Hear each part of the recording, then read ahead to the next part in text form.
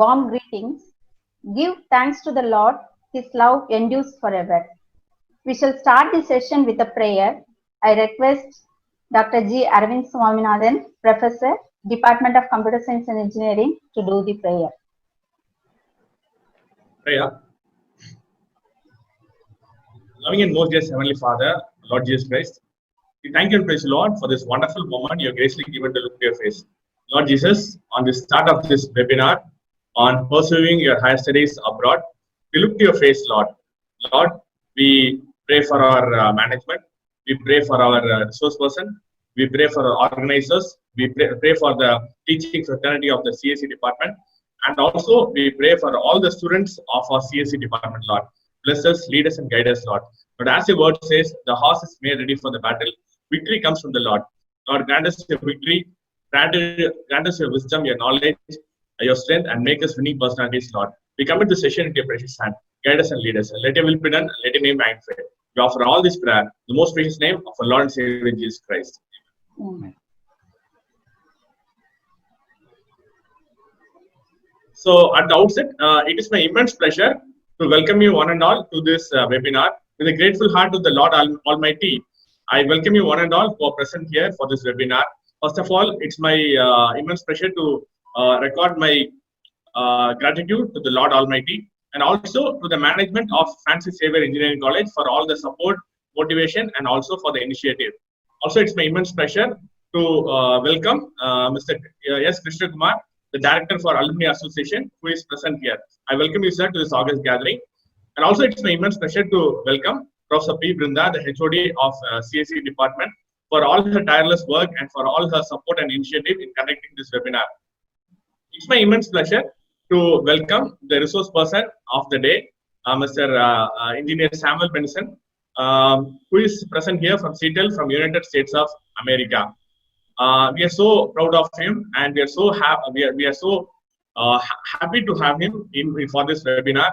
And to say in a nutshell, it is very difficult even to have a person from Chennai or Mumbai from India as a resource person. But Engineer Samuel Benson, our dear darling alumnus from 2010 batch, has agreed to be the resource person and has agreed to share his expertise with us. And we are so happy about that, and we acknowledge our gratitude and our thankfulness to him. And we welcome him also to this August gathering. Also, it's my immense pleasure to welcome my colleagues and comrades of Computer Science and Engineering Department for all their coordination, for all their support, and for all their motivation in conducting this webinar.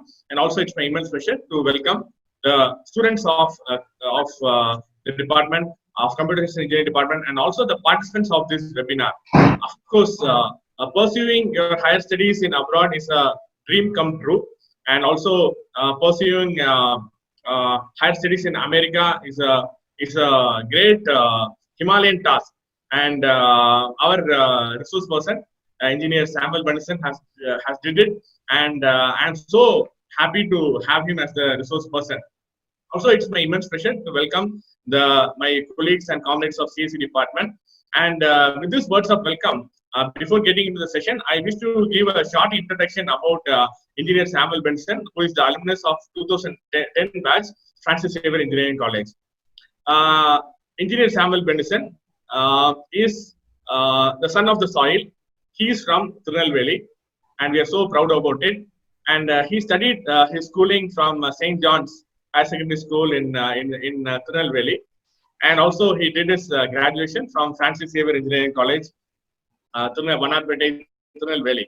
And after completing his graduation, he worked for 3 years in HCL Chennai. And after that, he did his MS in the University of Texas, Arlington. And it was a Himalayan achievement. And followed by that, he worked for 3 years in Chicago as a software engineer. And right now, he has moved to Seattle. He is working in a company called 4C. And we are so proud, and we are so happy to have him as the resource person. And we just, and based on his request, we just want to have him have the session as a discussion session. And if you have any doubts, you can please send your queries to the chat box. And now I call upon Mr. Samuel Benison to share his expertise, and followed by that we'll move on to the discussion session.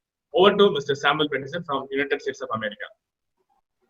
Thank you, guys. Thank you, everyone. Happy to be here. Thanks for having me.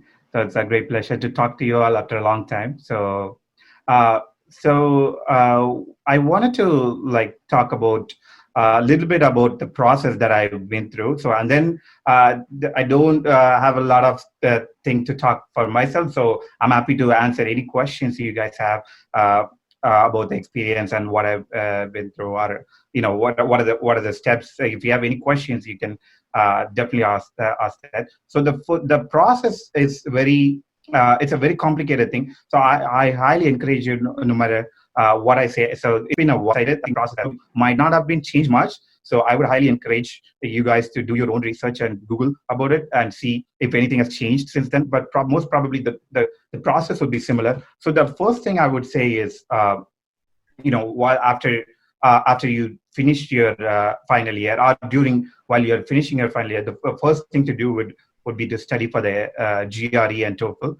GRE is basically the combination of mathematics and English. So there are a lot of centers in and around here. I don't know if there's any in Tirunelveli, but I did my classes in Chennai while I was working in HCL. So the first thing to do is prepare for your GRE and TOEFL.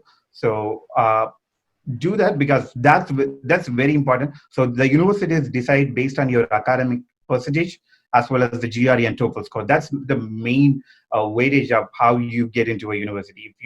If you are planning on going to a certain university, the first thing to do is have a good percentage in your academics, as well as get a good score in GRE and TOEFL, which is very important. GRE, like I said, it's a combination of English and mathematics, but TOEFL is completely full English. So TOEFL is just to assess you as a foreign student, as a non-native English speaking student. So just to assess how your English level is. So TOEFL is as written test and speaking test, listening test, and then also the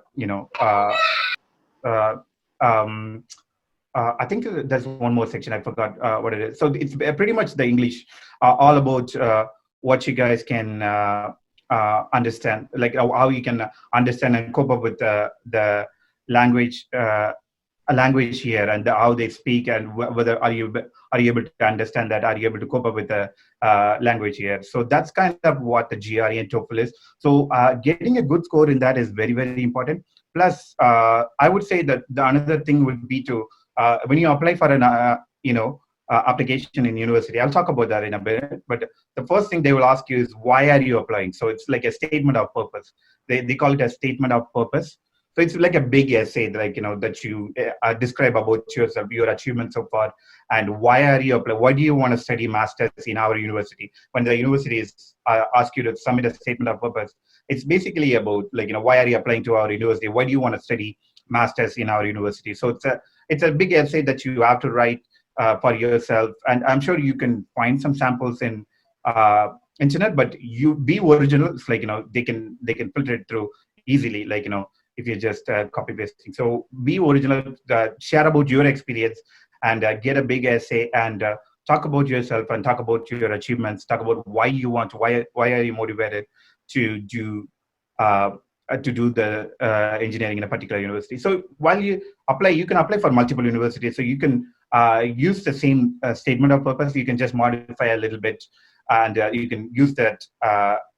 Probably you might have to customize a little bit for each and every university that you apply, but the code template would be the same. So I would recommend you guys to write one essay and then modify it while you are applying for every university. And then another thing would be 3 letters of recommendation. So that would be from 3 of your faculties from your current college or university. So that would be one of your faculties from the computer science department, IT department, whatever department you are in.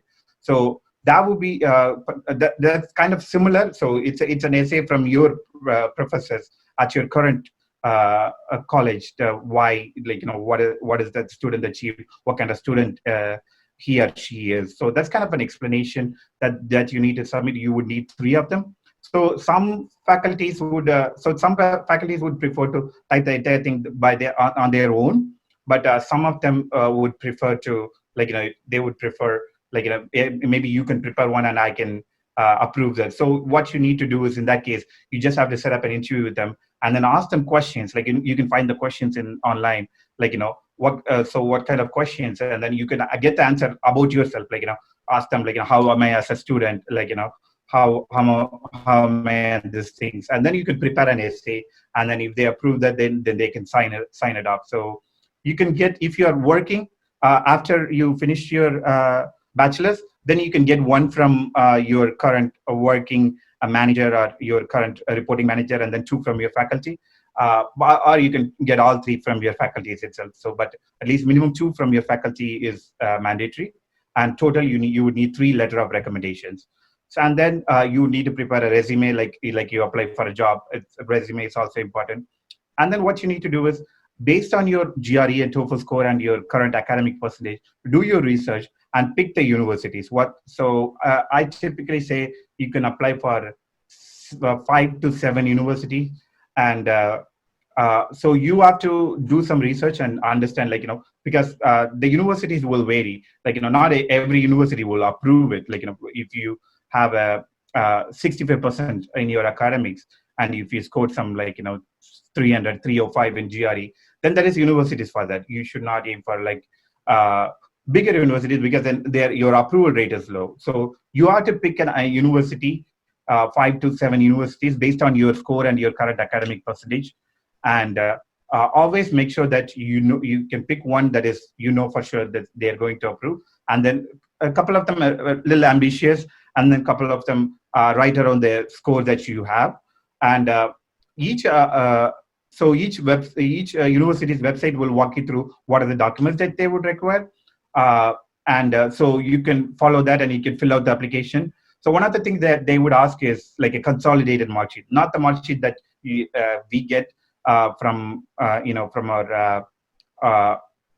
our current college when we finish it, but they have a specific pattern. Anna University knows that. So I got it from Chennai. I had to go to Chennai Anna University to get that from the particular pattern. They would have your records. So I think you have to pay 400 rupees or something, and then they will give you mark sheets with a seal. So that's kind of very important. So they will seal it. They will put the mark sheet and then they will seal it. You're not allowed to open that seal. You just attach that to your application. So I would say there are some places in Chennai that help you through this process. If you really want it, so they would charge you 20,000, 25,000 to help you through all these process, helping you with your statement of purpose, helping you with the letter of, that's apart from GRE, and there are coaching centers that does train you on GRE and TOEFL exam as well. Apart from that, there is some places that help you with the application process, because it's very little complicated, I would say, because each university will require certain things and certain ways that you need to follow. So I would say if you're really well researched, then you can do it on your own. It's nothing that you can't do it on your own. But if you want a little bit of help, I would encourage you guys to get some of their help. To maybe they would be able to answer specific questions for a particular university. If you're facing some issues, they will be able to help you. They'll be able to guide you through all the process. So that's kind of the whole process. So make sure you don't apply too many universities, because each university there is an application fee, which is around $150, which is 10,000 rupees, our money. So you don't want to spend a lakh, so 1 lakh or 1,50,000 on application itself. So I would say 5 to 7 universities. Pick carefully, and so follow the protocols and follow the instructions that they have given you guys, and then submit all the necessary documents. That's very important. So if there is any thing that's missing, they will immediately, sometimes they will reject you. They don't give any reasons why they denied your application. So So you cannot go back and get the reason. So when you're applying for an application, make sure you followed all their university website will walk you through all the information. So make sure you follow all the steps and attach all the necessary documents. Some things you can submit online. Some things you would have to submit through, through a physical copy. You can send it through DHL. So that's kind of what the process is. So I know it's not an easy thing, like Arvind said. It's a Himalayan thing to go through the process itself to get to the get to the application and submit it. So one of the other things that they would ask you is financial responsibilities. How are you going to pay for it? So typically it would cost you around, like, for a 2 years master's education, including living expense. They will ask you to submit a proof, probably a letter from a bank approving your education loan. So most of the students would not have. So it will be around 20 lakhs to anywhere between 20 lakhs to anywhere between 50 lakhs. So depending on the university that you're choosing. So sometimes it's even more. So not a lot of people are going to have that kind of money, available. So most of the people would apply for education loan, like I did. So you have to get go to approach a bank and get. So a lot of banks will do education loan. So you have to have some education loan. You have to have show some that. Like I said, every university will require a different kind of financial statement. So you would have to submit that, like a education loan proof or something like that, along with the application. So that's kind of the process, and then you wait until you get the approval from the university. That will typically take 1 to 2 months, and then you apply for F1 visa with the US consulate, like a student visa, and then it's there. Typically, you would have to go to Chennai. The next thing to do is wait for your application to get approved. So once they will respond back to you regardless of whether it's approved or denied. So you won't get any reasoning if it's denied. So if it's approved, then they will send you the legal documents, which you can present it to. Then you can apply. So then you can go to the US Embassy website and then apply for the F1 visa and schedule an appointment. So you would have to go to Chennai to actually go in person. And once you apply there, you can schedule it for a particular date and time. So once you schedule it, so you have to take your passport and go there. You would have to pay again. I think the fee for the visa was around $180, which is around 15,000. So you would have to pay and then schedule the appointment, and then you can get the university's approval document and everything. And then once you get that, so the next is the semester. So you have to decide. So when you are applying, so you can decide. Two different semesters are that. Most people would apply for fall semester, which would start on August. That's the main semester which would start. Some people would start on spring as well. So spring is January. So if you have to start in August, then the deadline for applying for the application would be by maximum by March. So by March, your deadline would be done. So if after deadline, you cannot apply for a particular university on that particular semester. So if you're applying for fall, particular, so let's say fall 2020. So then it would have been, it should be your all the GREs and everything should be taken. Your documents should be ready by January, so that you can apply for that before March. March 2020 would be the deadline for fall 2020. For spring, it would be somewhere around June or July.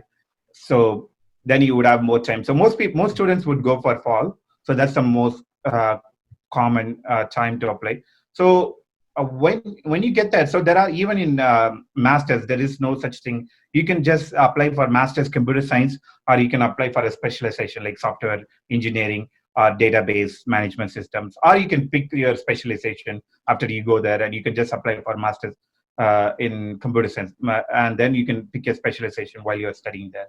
Then some universities gives you an option. Some universities will ask you to apply for like a particular specialization itself. So there are different things inside a computer science itself. So when it comes to masters, you might have to choose it. Sometimes you can leave it as open. So do your research on that particular university, understand their requirements before applying.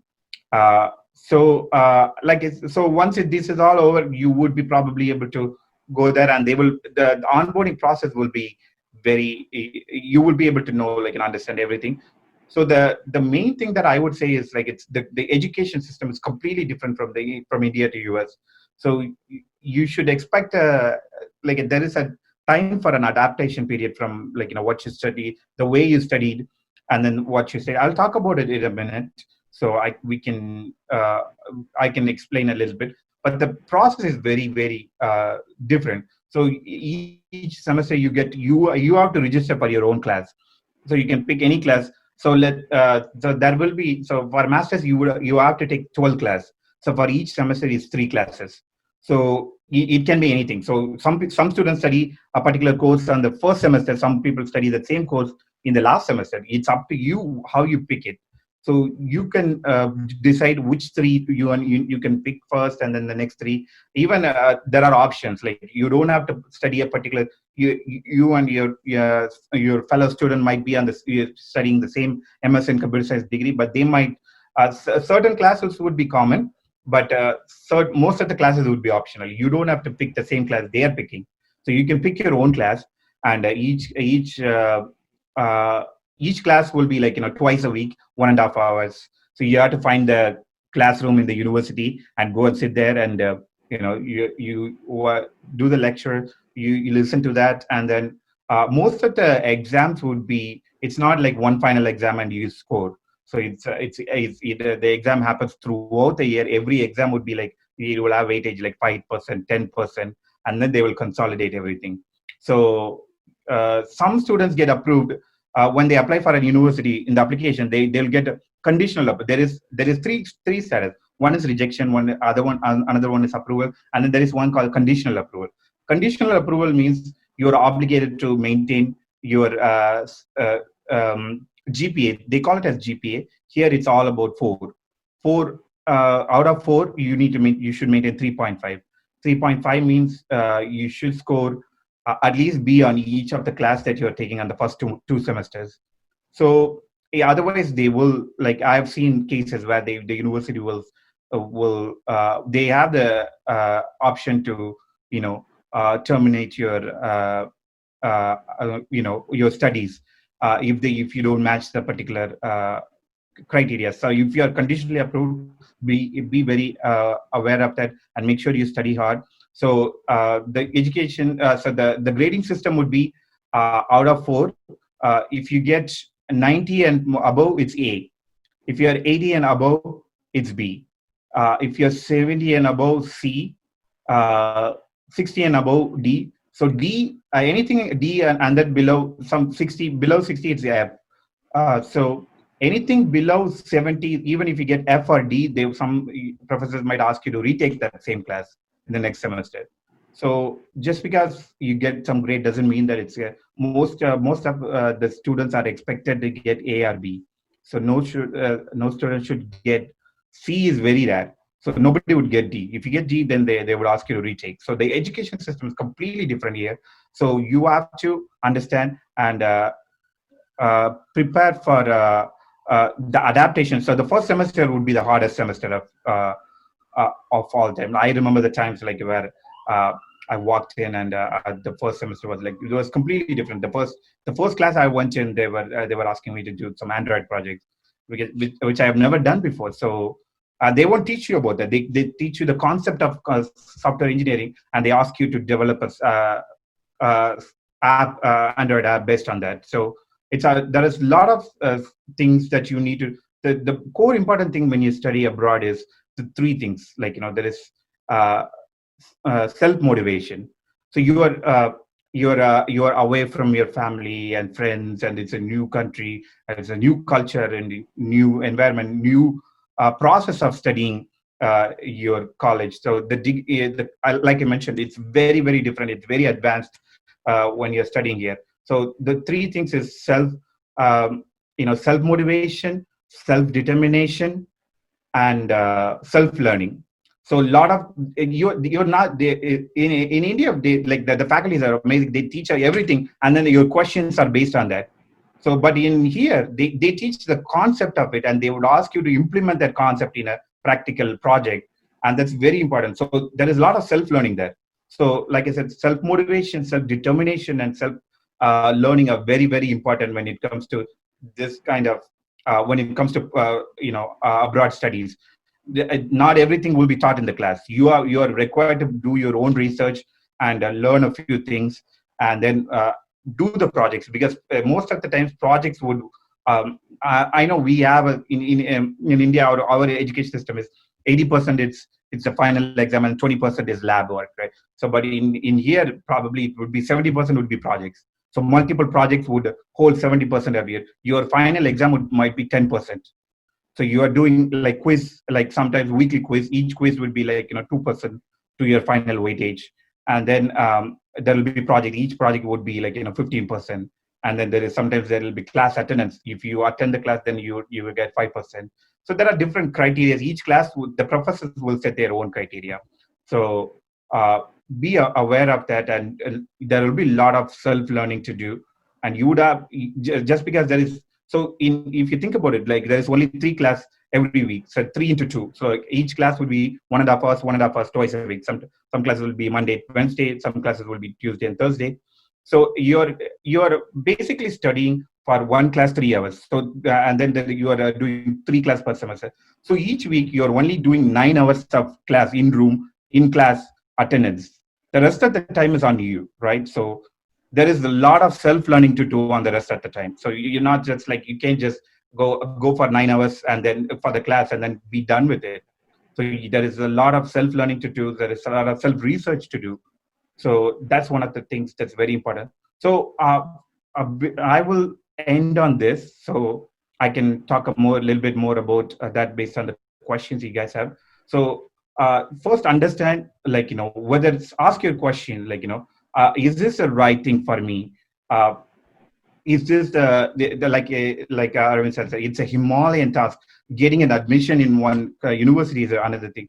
It's a different, it's a different beast when you actually study. That's another. So you have to climb 2 huge mountains. So understand, like, whether this is the right for me. Am I the right? So you need to understand, like, am I self-motivated? Can I cope up with that? So you cannot think like, maybe I'm a very average student, this might not be good for me. Don't think like that. I was a very average student. So I was not the person who was scoring 80 and 90 on my bachelor's, because it was like one of the problem for me was, if you ask my friends, I was one of the person who was studying the hardest. Like every exam I would study until the next day morning.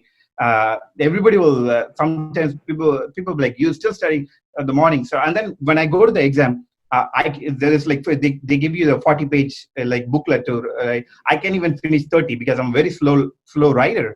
So that's one of the problems, that I score like 50, 60 on my bachelor's. That doesn't mean that you're not fit to do masters. There is a difference. So one of the hardest exam that I did in my masters is a 20. One of the final exam was a 20 multiple choice question, and then it's a 20 multiple choice question. It's an open book. It's an open laptop. You can search internet and you can search your textbook, which is written by that exact professor that's teaching you the class, and you can find the answer there. 20 multiple choice question. That's the hardest exam that I've ever encountered in my 30 years life. That's one of the very toughest exam. So you can understand the difference. Like, the education system is completely different. Some people cope with it, whether you are an average student or not. So if you have the determination to have a self-learning on your own, if you can study, if you think that you can motivate yourself to learn on your own by doing your own research, then I think you're the right person to do the masters. So it's all up to you, whether you're an average student, whether you're an excellent student. So pick a topic, like for example, something that's not being taught by your faculties right now. Maybe if you're in a final year, think about something like maybe a database system, or pick maybe an Apple or Android app that's not being taught by the faculty right now, and try to see if you can learn on your own. Do your research, like YouTube, pick a YouTube, and see if you can learn on your own. Try to see if you can implement it. If you can learn on your own and if you can implement it, then you are the right person for this kind of education. So there is a lot of self-learning to do in this education. So I think that speaks for itself, because I've seen a lot of my friends, even my fellow students that came all the way from India, and then at the end of first semester, they'll say this is not the thing for me. Like, this is not for me, because they are so used to the education over there. They don't want to adapt, or they're not willing to adapt to the new style of education. So understand yourself. Try to understand. It's all about self-reflection. Ask yourself, do I have the three things, like self-determination, self-motivation, and self-learning to do this thing? And if you are, then you will be able to achieve this mammoth of task of studying abroad education.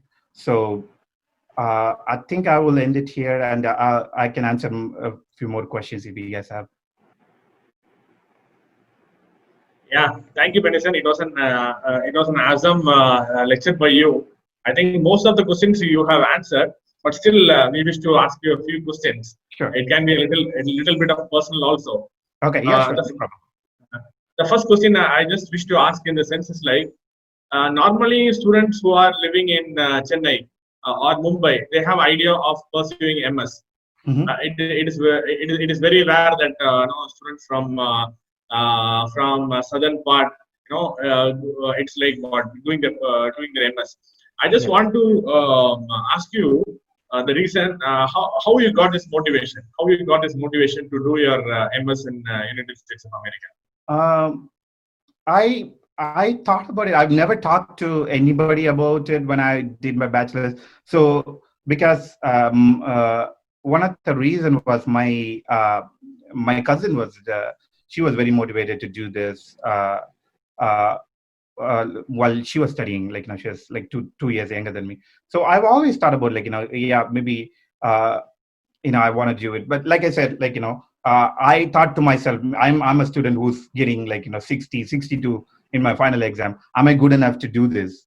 So it took me a while for me to. That's why when I found the motivation, I found my self-confidence. I wouldn't say self-confidence. It's like trusting myself that I can do this. When I was working in Chennai, that's one of the time. I thought, okay, maybe I can do this. Maybe I can try doing GRE and see what I can do. So it's one of the things. It's a very, very, very hard to predict, who can do it and who cannot. I thought at that time, when I was studying, doing my bachelor's, and based on what I was scoring, I did not think that I was going to do it, because it was maybe I didn't think much. Maybe I thought to myself it was too much for me. But believe it or not, that the things that I was doing, maybe my biggest problem was not studying properly. Maybe I couldn't able to convey myself when I was doing my bachelor's, put every thoughts into my writing in that 40 page. So the education system was different here, and maybe I was able to perform better in this education, because there is not a lot to write, right? So if you know, you can have, if you are able to answer 20 multiple choice question, then that because it is 1 hour. You can even take 2 hours. The professor don't care. So, but it's a very different thing. I think to answer your question, maybe it's I've always thought about it, but it took me a while for me to have the trust, because it's a lot of money my parents are investing. Right? I don't want it to go there and fail. So yeah, I think. Yeah, that's fine. Okay, thank you for answering that. You got your inspiration from your cousin. I think our students also will get an inspiration from you certainly, and many of our seniors are also have done their MS. Very good. My second question is I wish to ask you that whether the training which you received at Francis Xavier Engineering College was adequate for you to do your MS at United States of America. Definitely, sir. So I would say, like I said, I've had my trainings, and I've learned a lot through the 4 years. Maybe one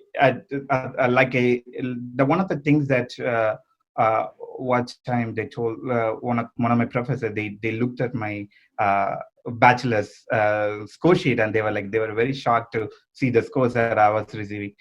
Then they asked me, did you get an adequate education in your bachelor's? I said yes, and I said like I did receive my proper education. Maybe I didn't. So I told them like I have to convey that in a very 40-page exam. Then they were very shocked to hear our exam pattern. Maybe that was one of the reasons I wasn't able to perform. And I told them yes, because a lot of things I studied in bachelor's, I was able to use in master's, even though I had to do a lot of. So the education system, they call it as like in theory, theoretically, our Indian education system and US education systems are like it's 7 years ahead.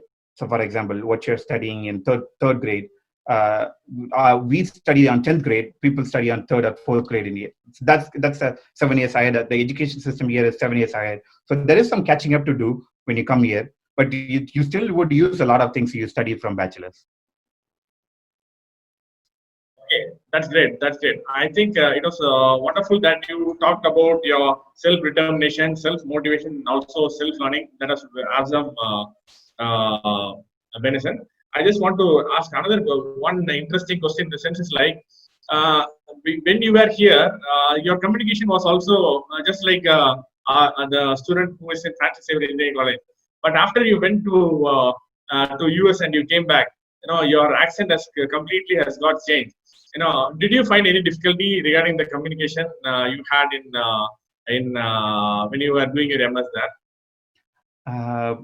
No, not really. I mean, some people do, but I do watch a lot of English movies. Maybe even when I was doing my. So I think maybe that, and the more I talk, my accent has also changed. That's true, but I wasn't having hard time understanding people. But that comes from more of listening. And your accent can be anything. People can understand as long as you are talking clearly. And eventually, the more you are there, you will blend into my accent is a combination of Indian accent, and it changed a little bit after I came here. So some people have, but they will pick it up. The more you communicate, it's all about. That's why a lot of faculties encourage the students to talk in English, right? The more so when you come here, there is no other option just to speak in English. Even a lot of people from Tamil Nadu, I don't speak Hindi. So even to an Indian student, who is from the other parts of the state, we would have to communicate in English. The more you communicate, you can understand better as well as you can talk better. Okay. So Jevin sir is asking one more question, that how about the possibilities for you, regarding the expenses, when you are doing your MS there, is it possibilities for you to do part-time jobs there and manage your expenses? Yes. So there are two options there. So either you can, so you cannot do off-campus. That's not allowed to do. So you cannot do off-campus jobs like it's a very, maybe in India it might be it might not be a good thing. Here people work at university cafeteria, to restaurants, like university restaurants. We have in university, we have restaurants and stuff like that. You can work there. It's not a bad thing to do it. I worked in our food court, our university food court, and I worked in book library. And then after the end of second semester, I got internship. So in the summer, from May to August, there is not any course. It's your summer break. At that time, I was working in a software company as an intern. Intern means it's like a temporary thing. You work for a few particular amount of time. You can do that as well. And then I continued that through remotely while I was working. While I was studying, I was able to work as well, 20 hours per week. And then you can also work under a professor as a teaching assistant or a research assistant. That's also possible. And the professor will pay you $1,000 per month, something like that. So that's also a possibility. So there are multiple ways to do it. It's up to you to convince people to get the job. Okay. The next question is it's one of a student. It's some of them, after they completion their MS, they come back to India. Some of them they stay in US itself for job. Now, how about the prospects for the students who are completing their MS and coming back to India? It's high. it's very high. So when you do your, I think I would say, like, like I said, so when you study here, you are much advanced than a lot of students who are competing there. So that's true. But I wouldn't recommend coming back, at least without working here for a few years, because you have mounted this 20 to 30 lakhs, 40 lakhs loan. So going back to India and working there, it would take years for you to repay that loan. So at least you should think about getting jobs here and work here for a few years before you move back to India, because a lot of people feel homesick being away from far away from friends and family. They would want to immediately go back after they finish it, which is fine. But you might get much higher salary than the people who are competing there, but still it would be a lot of money for you to repay eventually if you go back and work. And but some people go back to India without getting any job. So because after you finish your graduation, you have 1 year for you to get a job. So some universities, there are some companies who come to university and pick students, but most of the time it's all about you. Like you're applying for university, you apply for job, and you get interviews. And some companies have multiple levels. The company I was working, I did 7 rounds of interview.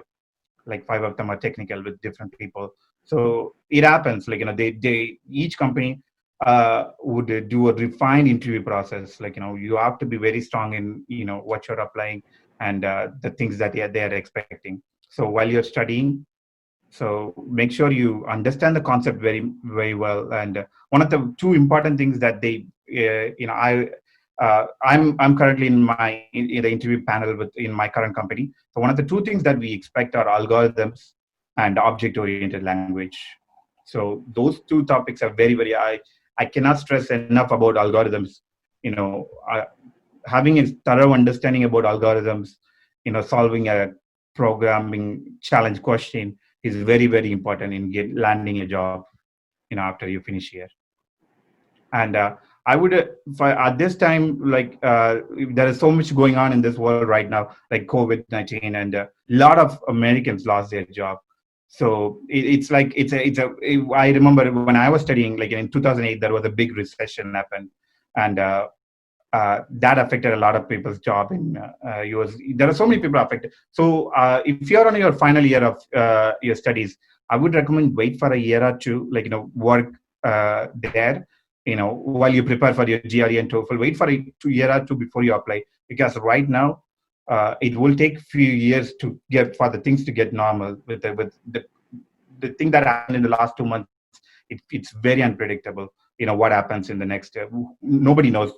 So wait for a year or so to see what happens, and then apply for your education, because it's a big investment that you're making, 20 to 30 lakhs on your education. So choose carefully, choose the timing carefully.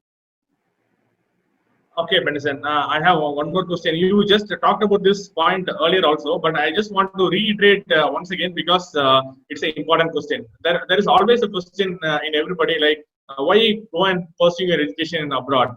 And what's the main reason?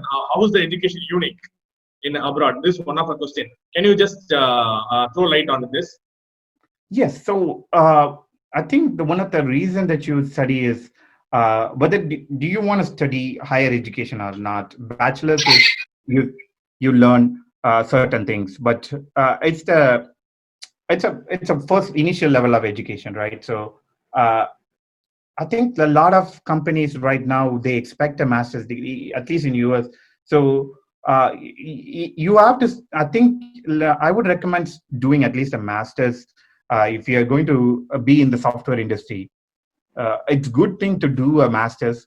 I think it's up to you to decide whether you want to do it in India or US, but the education here is completely very different. I think I would say different. It's very advanced. So the things I have to learn myself to catch up to the first semester was huge. So I've learned a lot of things in bachelor's, but again, that's why it's a level above, right? Bachelor's, and then on top of that, there's master's is the next level of education. So there's a lot of things you would learn here in masters compared to what you learn in masters in India. That's the honest truth. Okay. There is one more question from our student. It is like, do we have provisions for doing a distance education in abroad? What do you mean, like online education? Yeah, online education. Staying here in India and doing your education in abroad. I don't know. I mean, there are plenty of online education options with this, especially with the current COVID-19 situation. There are a lot of things that's going online. So I think there's a possibility, but I don't know how much. I think you would still, some universities require you to be in presence at least once a semester, something like that. So people who study online education they're still in like, for example, I live in Washington State. I can study in Texas or New York, and I can go there once a month, once a semester. I don't know how possible it is to do it from India, because it might be a little complicated. I think if you live in the same country, online education is very, very, very feasible. But from abroad, I'm not sure. Okay. I just want to ask my final question from my side. It's like you told that in master in computer science you have masters in computer science, you have in database management, like that. Okay. What are the different options we have like that in masters MS? I specialized in software engineering and database management system, and then the job that I'm working on is like, I'm an automation QA engineer. So I went into the software engineering. One of the parts of software engineering is what I'm specialized in. So so I had an option for software engineering. Database management system is another specialization. There is another degree called Masters in Science, Master of Science in Software Engineering itself. That's a special degree. I am Master of Science in Computer Science with a specialization in Computer Science and Database. You get to pick two when you're a Computer Science Masters. And I picked database and software engineering, and there is artificial intelligence, and then there is machine learning, and probably there's a lot more. Sorry for interrupting, Ganesan. Yeah. We have two more questions. I want to know that what are the difficulties you had while you were doing your MS at United States of America. Okay, so during the preparation for the application, or while I was actually studying there? Yeah, when you're doing. Okay. So I think one of the things was like, catching up to the education system, because a lot of things were different. So I think one of the things that I was a little confused about was, when I went there. So the first thing was like, I remember my first day still, like, I don't even know where to find my classroom, because I was having a hard time finding the classroom. It's because nobody would ask you to attend the class or anything. It's up to you to do it on your own. So I think one of the things I was finding difficult was taking my responsibilities on my own, going to the class, and then as soon as the class is over, you would have to do a lot of homework, and then there is, on top of that, you have the regular chores, like you get your own apartment, so you have to do your own. When I was doing my bachelor's, I was commuting from my work from my home. So because my home life balance was, I was only have to study, but here it's harder for you to do your own laundries, do your own cooking. On top of that, you have to go to class, and then I was doing part-time job as well. So it's balancing the schedule was a little harder, because you have to do it all. So you have to take your own responsibility. You have to take care of yourself, as well as you have to take care of your education and your responsibilities. Because a lot of things are, I would say, the good word to say it is implicit. Implicit means it's not explicitly told. Nobody will tell you hey, you have to do this. You have to do these researches to get what you wanted. They will just tell you do this. But in that you do this project, there is a lot of implicit things that's mentioned. So you have to figure out a lot of things on your own, and doing that. That was a little harder for me to do in the beginning, to understand their workflow and ask a lot of questions. So people will help you, but you have to ask questions, but you need to know what questions to ask. Unless you know the right question to ask, you will not get the answer that you're looking for. So that was a little challenging initially. Okay. There's one more question, Benson. It is like, will the work experience in India, will it help you to do your MS in the United States of America? Not a lot, I would say. I mean, it depends. Like you're working on one specific language. So, for example, like in India, let's say that you are a software developer in a particular company. Like let's say you are a software developer in Accenture. So you're working on a particular language, let's say Java. So you're working on a particular things. When you do masters, it's a whole another level of Java. Like you're facing another lot of things like Spring, Struts, and then on top of that, each project will be like for one course itself. One project will be in Java. One project will be in Python. I'm talking about one class. So it will help you a little bit, but not a lot. That I would say. That's why you have to learn a lot of things on your own. I remember the time, like by the time I was done 2 years, I know a little bit about C++ from my bachelor's, and then a little bit about Java. I don't know anything about Python. By the time I was done, I had to learn. I think 11 to 12. I didn't even remember like there was that many programming languages in computer science. I had to learn 11 or 12 programming languages for 12 for at least I think it was for 6 different classes, I guess. So it will help you a little bit, but you still have to put a lot of effort on your own to learn different things. Okay, there's one more question which has been texted to me. It's like, for example, is it possible for a non-computer science graduate to pursue MS in computer science and engineering? Yes, it's very possible. Like because a lot of people do that. So that's one of the reasons that you will get conditional admit, like approved with say some universities will give you a conditional admit. That is, per se, you have to score 80 and above on your first first 2 semesters, that's 6 classes.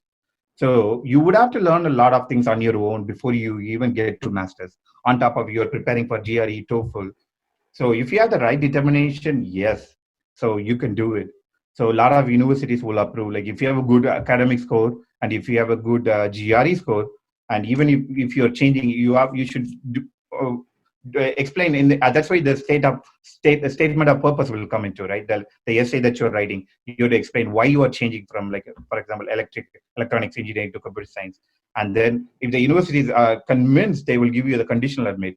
So then you have to learn a lot of things on your own before you even get there, because you would have a lot of catching up to do compared to the computer science students. Okay, so this is quite another question. After completing your BE, you'll be in crossroads. Whether you want to pursue, go for a job, or whether you want to go for post graduation, or you want to go for MS, like that. How to really find that I can go for MS, this will suit me? How to make the decision?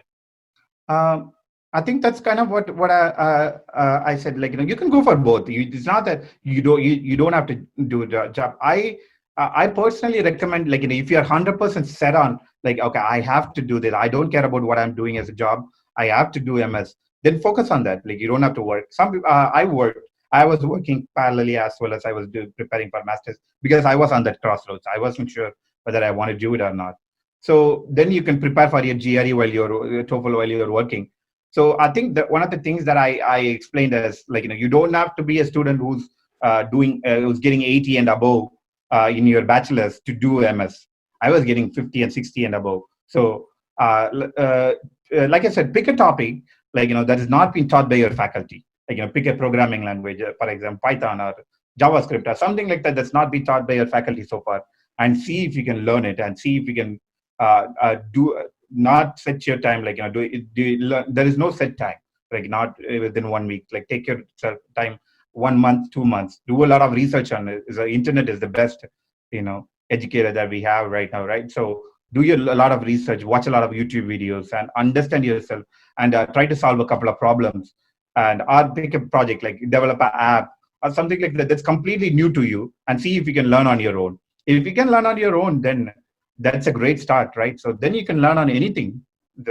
So that would be the deciding criteria that I would say. If you can motivate yourself, and if you can, some days are harder. Like, you might be stuck, and you might be like, you just want to throw everything away, and then, like, be done with it. At that time, where do you find the motivation? And if you can still keep going, and I have to find solve problems, ask questions. There are a lot of internet forums that you can.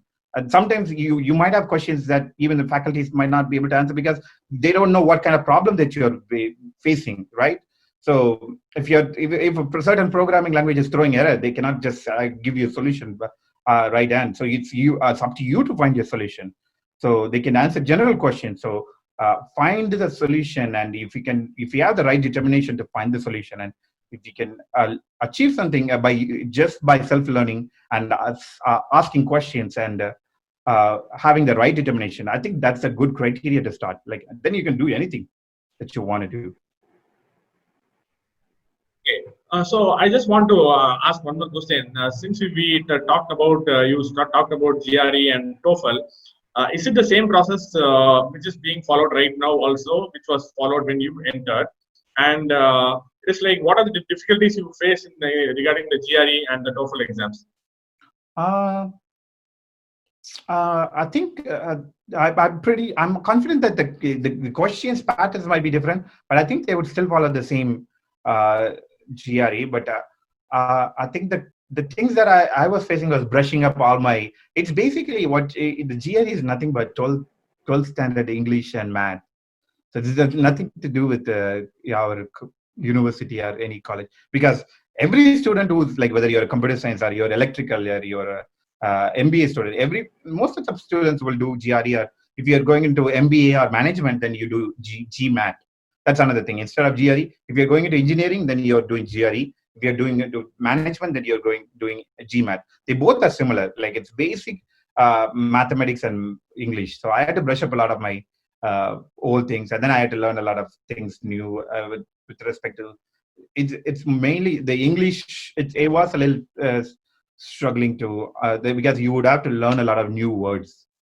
So now you have to get a dictionary, and you have to learn a lot of new English words to use in your sentence and stuff like that. That was I find it difficult. But once I understand what the learning process is, then I was able to keep going and keep learning. And then you can take a GRE anytime you want. So I would say, like, unless you're fully confident, then wait for it. Keep learning, keep studying. Like, you can take GRE anytime. Like, if not this semester, do the next. Aim for next semester or aim for next year. Focus thoroughly, and once you're very confident, take the GRE exam and TOEFL exam, because those are very important criteria when the university decides your application. Okay. There are two more questions in the chat box, one is like, you told that when you studied in MS, you studied some 11 programming languages. Okay. Mm-hmm.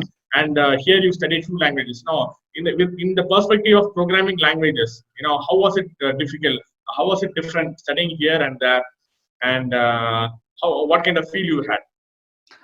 I think for the first language, yes, so I think that's why you have to understand, as long as you have a good knowledge of, that's why we stress, we don't care, if in my current company, we use Python as our language for building our application. So we hire candidates who doesn't even have Python knowledge. They might have Java experience. We don't care about that. As long as you have a core understanding of object-oriented programming and algorithms, that's why those are more important than a particular language. A language can be taught. The basic concept understanding is very hard to teach somebody when they join a work environment. So I would say, rather than focusing on a language, focus on the concept. Pick an algorithm or there are different websites like Career Cup, Geek for Geeks. You can find a lot of algorithm questions like that been asked by Google or big companies like Microsoft. So see if you can solve them, and then understand, if you're doing some algorithms or object-oriented programming, then focus on those subjects more than other things, because those are very important. Software engineering is another good subject. So object-oriented programming algorithms are very important. As long as you know that, programming languages doesn't matter. So you can easily, once you can teach one language to yourself, you can teach 11 languages to yourself. That's not a big deal. So as long as you know the core concept, you can teach any language you want. That's great. That's great, Benison. There's one more question from the teaching fraternity of Francis Xavier Engineering College. She has asked, like, how was the teaching methodology in US different from the teaching methodology in India? I think it's very practical. In teaching methodology in India is very theoretical, I would say. It's very, very practical. Like I said, 70% of our credentials are scored by projects that we do on our own. They'll tell you to do this program. So we give a weightage of 20% on our subject. 80% is the final exam. There is nothing that I have faced in my, I had 12 classes for masters, right? So none of the 12 classes has a more than 20% weightage on any of the exams. So we give a weightage on 80% on one exam, on our final exam, and 20% on our lab, which is completely different. I don't think I didn't think that was the right way to do it. So there is so much emphasis on practical things. The professors teach you the theoretical concept of what you need to do, and then they will ask you to apply on a practical project. That's why that practical project is very important. So they give a lot of weightage on that. 60 to 70% of your final academics, final score for the particular class depend on your projects. So that's completely different, I would say. So it's very, very, like I said, we can't even imagine a particular exam, final exam, where we have only 20 multiple choice questions and then score based on that, right? If somebody, I don't know if we still have the 40-page final exam system. If somebody doesn't, I can remember the number of times I finished more than 30 pages. I can count the number of times I finished more than 30. If you don't write more than 35 pages, then you can pretty much know that you're not going to score well on our final exam, right? That's how we operate. So the more we write, the more score we get. That's not the way here. So it's completely different, I would say. I think that's a thing that we can follow more. I emphasize on the practical, ask the students to apply more what they learn on a practical project. That will help them in a real-time scenarios like what we are facing right now. That's just my opinion. Maybe I don't want to say too much and offend anybody, but I'm just being honest about the difference. I felt completely different what I've learned here, and I think that there are a lot of things that we can apply back home as well. Okay, thank you so much, Benson. So kind of you. And I think there's no more questions in the chat box. Before going for the vote of thanks, we have Mr. S. Krishna Kumar. He's the director for our alumni association, and also he's the director for our applied labs also. And you talked about a lot of labs also. I'm so glad that he is in our midst. I invite him to share a few words. Sure. Over to Krishna Kumar, sir. Thank you, Samuel Benison, for your wonderful, thought-provoking presentation, and it will be useful to everyone, those who willing to study higher studies in abroad. And also, it's as per your statement, we are also concentrating more on practical and less theory. And recently, we have started 16 applied labs, and all the departments, they are concentrating more on practical. And even the placements also doing specifically on applied lab basis. That's okay, great. Thank you for your support. And whenever we have time, please interact with our students also.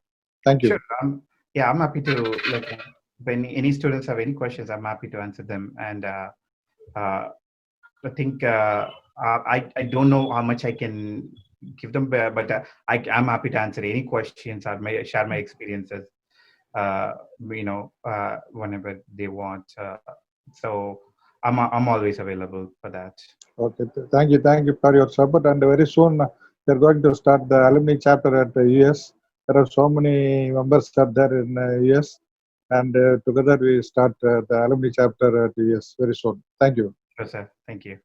Okay, thank you. Thank you so much, Kumar sir. Thank you so much for joining. It was a great privilege having you in midst of a busy schedule. Thank you once again, sir. Thank you.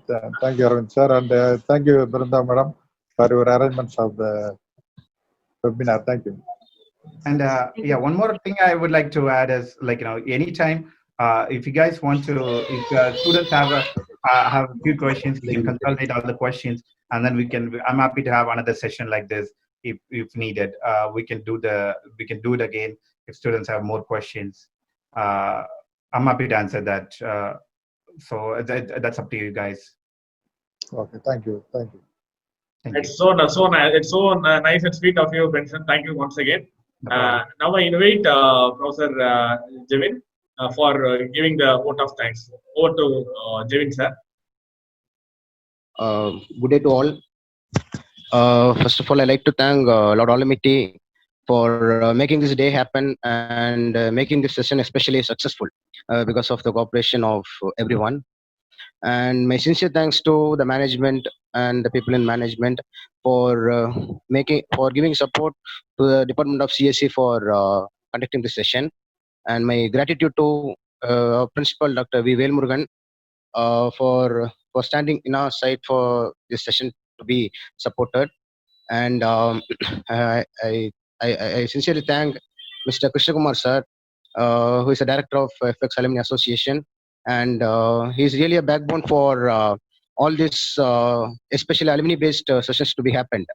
Like, he needs, every time he needs someone to arrange a session, whatever, either lockdown or whatever, when it is active or when it is inactive, he's always been the backbone for making this type of sessions to be handled by, especially by an alumni. And my heartfelt thanks to our HOD, Mrs. Brinda ma'am. And as Arvind sir told in his welcome address, she has been tirelessly working for this for past 1 week amidst so many sessions she is handling. And my appreciation and thanks to Mr. Samuel Benson sir for his valuable time, first of all. And he has been so patient all this time and giving so many suggestions, and hope all the students would follow your suggestions, and they would come up in their careers as you suggested. And next, my thanks to Dr. Aravind Swaminathan sir, who initiated this session beautifully by his welcome address. He used to do that in all his sessions, and he is one of the reason for the session to happen successfully by his welcome address especially. And my recognitions to my staffs, colleagues, and students who are at the back end for making this session grand success, and hope this type of sessions to be happening in future. Thanks one and all.